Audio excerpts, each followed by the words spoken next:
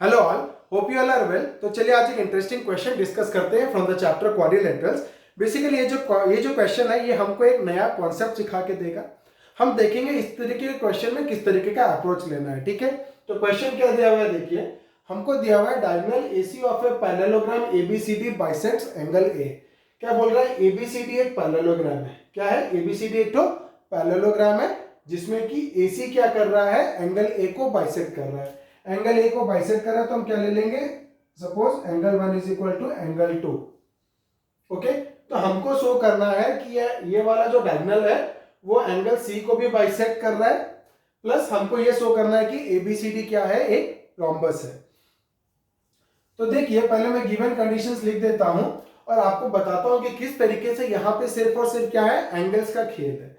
Angles का खेल है मतलब हमको पैरेलल लाइंस में स्ट्रांग होना पड़ेगा। लाइंस एंड एंगल्स के ऊपर मेरी और एक वीडियो है जिसमें मैंने सारे एंगल्स कवर अप किए गए हैं डिटेल में। अगर आपको हल्की सी भी डाउट है लाइंस एंड एंगल्स मतलब एंगल्स के ऊपर हल्की सी भी डाउट है, पैरेलल लाइंस के एंगल्स हो या डिफरेंट तरीके के एंगल्स हो, तो काइंडली आप वो वीडियो विजिट कर सकते हैं। वो मेरे प्लेलिस्ट में है, चैनल के प्लेलिस्ट में, जिसका नाम है लाइंस एंड एंगल्स। उसके अंदर आप जाके देख सकते हैं। ठीक है, तो अभी हम लोग डिटेल में चलते हैं इस क्वेश्चन में। तो क्या दिया हुआ है हमको, diagonal AC of a parallelogram bisects angle ए। तो गिवन में क्या आ जाएगा, एबीसीडी इज अ पैरेललोग्राम। क्या है, ABCD is a parallelogram. Okay, ABCD एक पैरेललोग्राम है और एक दिया हुआ है कि the diagonal AC bisects angle A. Angle A क्या हो रहा है, बाइसेक्ट हो रहा है। तो क्या हो जाएगा हमारा, angle 1 will be equal to angle 2। Okay, अब टू शो करना है it bisects angle C also, और क्या शो करना है, एबीसीडी इज अ रोम्बस। तो हम लोग चलते हैं सॉल्यूशन में। तो देखिए सबसे पहले हमको शो करना है एक कि it bisects angle C also.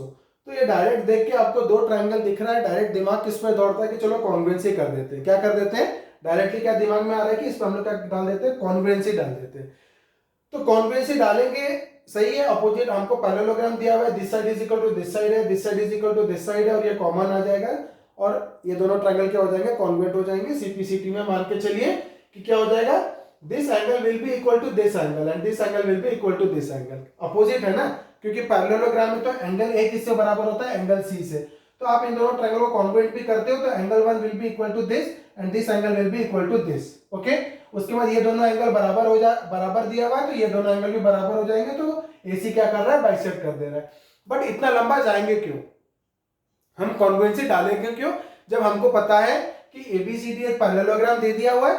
Parallelogram दे दिया तो क्या हो जाएगा, this side will be parallel to this side and this side will be parallel to this side, है ना। तो पैरेलल लाइंस दे दिया तो हम क्यों नहीं पैरेलल लाइंस का कॉन्सेप्ट यूज करेंगे, क्योंकि हमको पता है क्या हो जाएगा, angle 1 will be equal to angle 3 मान के चलिए और angle 2 will be equal to angle 4 मान के चलिए। क्यों, ऑल्टरनेट इंटीरियर एंगल्स बन रहे। क्या बन रहे, ऑल्टरनेट इंटीरियर एंगल्स बन रहे। तो मैं समझाता हूं, देखिए ये दो पैरेलल लाइन है, जब उसको एक ट्रांसवर्सल कट करता है तो आपको समझ में आना चाहिए कि 8 एंगल्स बनते हैं, 4 एक्सटीरियर और 4 इंटीरियर।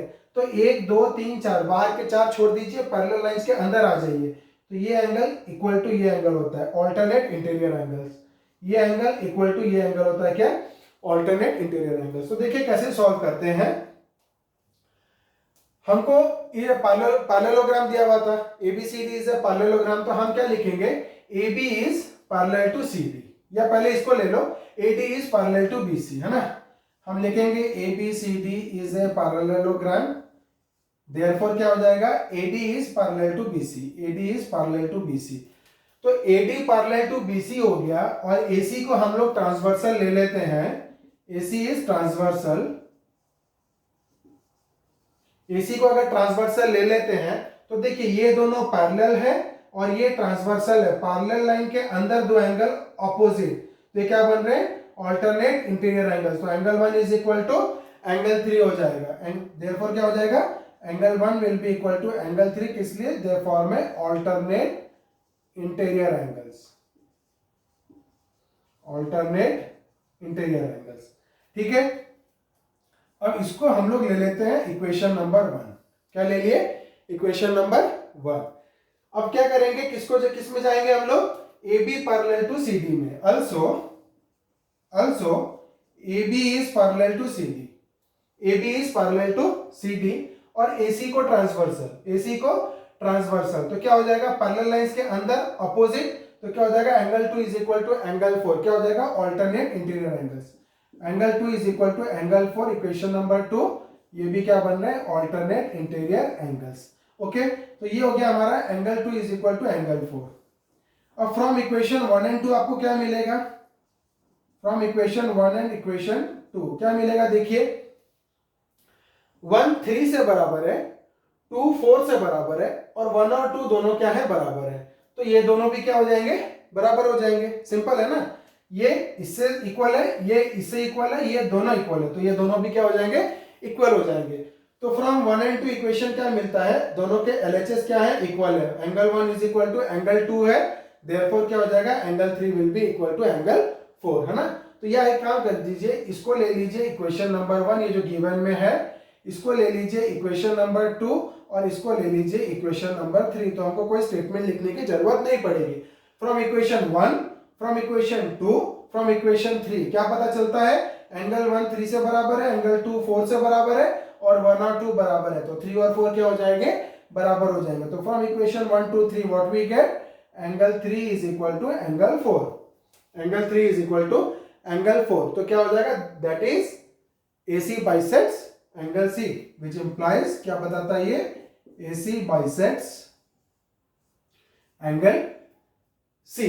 अब हमको क्या प्रूफ करना है, ABCD इज अ रोम्बस, क्या प्रूफ करना है, ABCD इज अ रोम्बस। तो आपको सोचना है ABCD ओरिजिनली क्या है, तो ABCD ओरिजिनली हमको दिया है कि क्या है, ये तो पैरेललोग्राम है, ABCD इज अ पैरेललोग्राम, और हमको प्रूफ करना है एक पैरेललोग्राम को रोम्बस। तो how to prove a parallelogram to a rhombus, तो क्या है, रोम्बस पैरेललोग्राम से कितना अलग है, सिर्फ क्या अलग है, rhombus is also a parallelogram, but condition क्या है, all the sides of a rhombus are equal. अगर आप कोई पैरेललोग्राम का सारा साइड इक्वल कर देते हो तो वो क्या बन जाता है रोम्बस, क्या बन जाता है रोम्बस। तो देखिए हमारे पास एक पैरेललोग्राम है, हमारे पास क्या है, एक तो पैरेललोग्राम है, और हमको पता है कि एक पैरेललोग्राम को रोम्बस बनाना है तो आपको सारे साइड इक्वल करने रहेंगे। तो पैरेललोग्राम में हमको ये तो मिल जाता है कि this side is equal to this side and this side is equal to this side, क्यों, we know that opposite sides of a parallelogram are equal. किसी तरीके से ये दो एडजेसेंट साइड को अगर आप इक्वल कर देते हो तो चारों साइड बराबर हो जाएगा कि नहीं, क्योंकि देखिए this side is equal to this side, this side is equal to this side, ये दोनों एडजेसेंट साइड को बराबर कर दिए तो चारों साइड क्या हो जाएंगे बराबर हो जाएंगे, तो हमारा जो पैरेललोग्राम है वो क्या बन जाएगा रोम्बस। तो हमको क्या करना है, हमको मान के चलिए या तो AD is equal to CD करना है, नहीं तो AB is equal to BC करना है, नहीं तो CD is equal to BC करना है, कुछ ऐसे करके करना है। तो देखिए ये एंगल्स के कॉन्सेप्ट ही यूज करके हो जाएंगे। मेरा इक्वेशन 1 क्या है, angle 1 is equal to angle 2, equation 2 क्या है, angle 1 is equal to angle 3, तो मैं यहां लिख दे रहा हूं, ठीक है। हमको इक्वेशन 2 क्या आया था, सारा एक जगह लिख देता हूं, angle 1 equal to angle 2 equation number 1 है, इक्वेशन नंबर 2 आया था मेरा कितना, angle 1 is equal to angle 3 equation 2 आया था, और इक्वेशन 3 मेरा आया था angle 2 is equal to angle 4, angle 2 is equal to angle 4 आया था, ठीक है। ये इक्वेशन नंबर 3 आया, और फाइनली मेरा क्या आ गया, 3 इज इक्वल टू 4 आ गया, क्या आ गया 3 इज इक्वल टू 4, तो वो भी मैं आपके अंडरस्टैंडिंग के लिए लिख देता हूं, angle 3 is equal to angle 4। Okay, ये हमारा 4 इक्वेशंस आ गए, क्या ये चारों इक्वेशंस आ गए। अब मैं क्या करता हूं, इसको रब कर देता हूं और आगे का सॉल्यूशन आपको बताता हूं।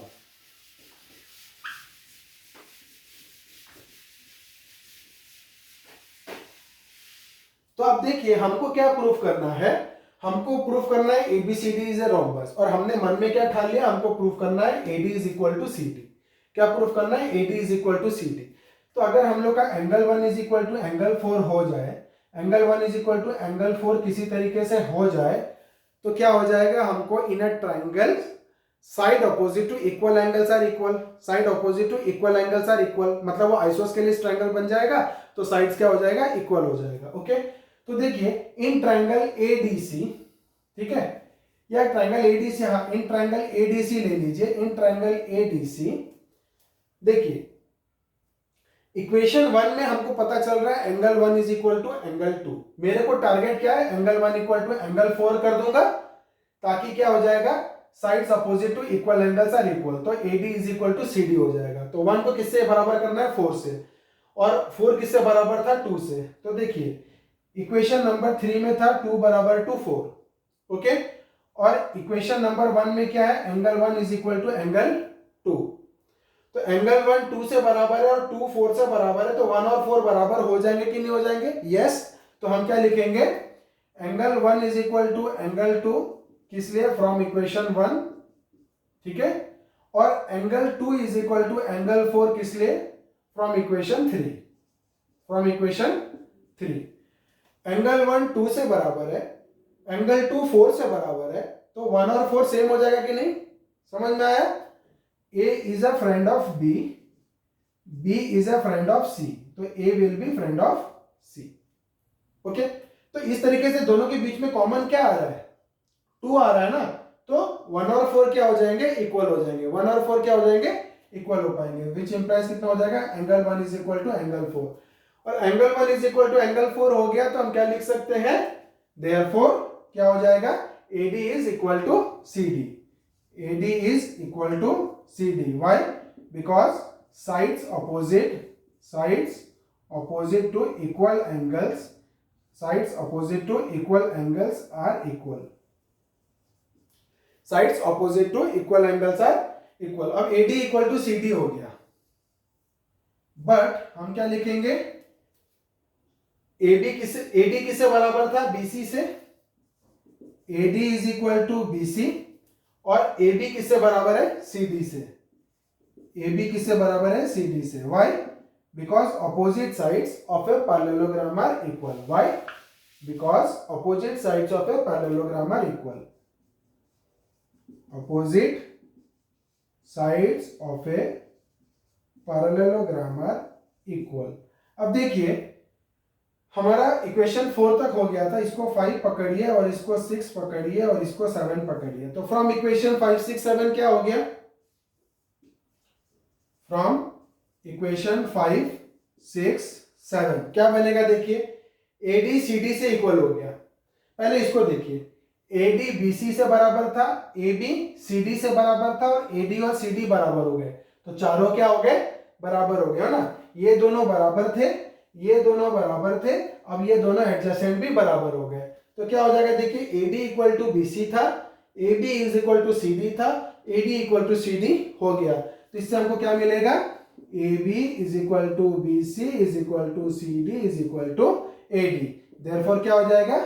ABCD is a rhombus, ABCD is a rhombus, क्योंकि कोई भी पैरेललोग्राम जिसके चारों साइड्स बराबर हो वो क्या बोलता है? उसको क्या बोलेंगे हम लोग? रोम्बस। तो आज के वीडियो में इतना ही। बने रहिए मेरे साथ मेरे आगे वीडियोस के, जहां पे हम लोग क्या करेंगे और कुछ इंटरेस्टिंग क्वेश्चंस आपके लिए लेके आएंगे और आपकी अंडरस्टैंडिंग उस पर क्लियर करके देंगे। अभी के लिए इतना ही। बने रहिए मेरे साथ मेरे आगे वीडियोस के लिए। Thank you.